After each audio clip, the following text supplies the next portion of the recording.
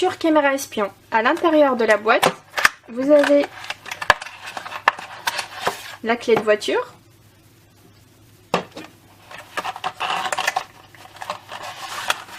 un câble USB, mini USB pour recharger la batterie et transférer les enregistrements, ainsi qu'un mode d'emploi en français.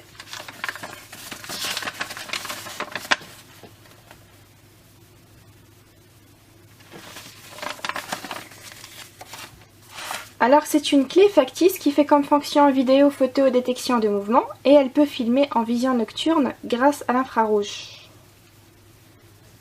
L'infrarouge se situe ici.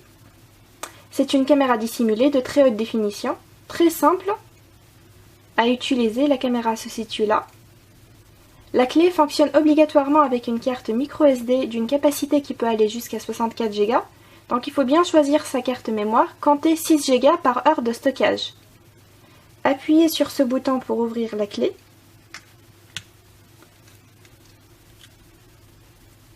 Retirez le couvercle en poussant une fois vers l'horizontale, une autre fois vers vous. Vous avez ici sur le côté le port USB et le slot de la carte mémoire. Chargez la clé pendant 2 à 3 heures pour avoir une autonomie de 1h20.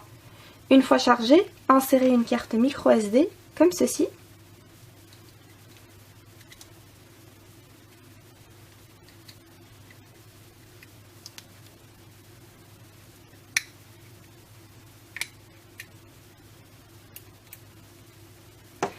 Donc pour allumer, j'appuie 3 secondes sur le premier bouton, celui-là.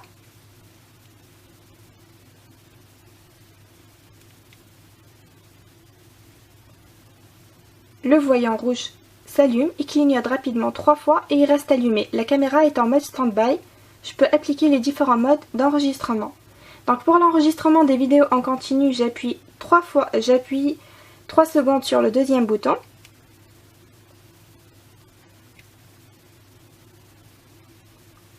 Le voyant rouge clignote 3 fois, puis il s'éteint. Et il reste éteint durant toute la période d'enregistrement.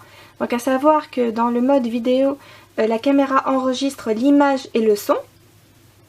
Et pour arrêter l'enregistrement vidéo, j'appuie une fois sur le premier bouton.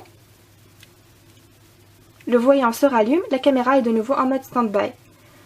Ensuite, pour prendre des photos, donc j'appuie une fois sur le deuxième bouton. Le voyant s'éteint, puis se rallume. Une photo a été capturée. Et donc à chaque fois que je rappuie, je capture de nouveau une nouvelle photo. Ensuite, pour la fonction de détection de mouvement, donc j'appuie 3 secondes sur le troisième bouton.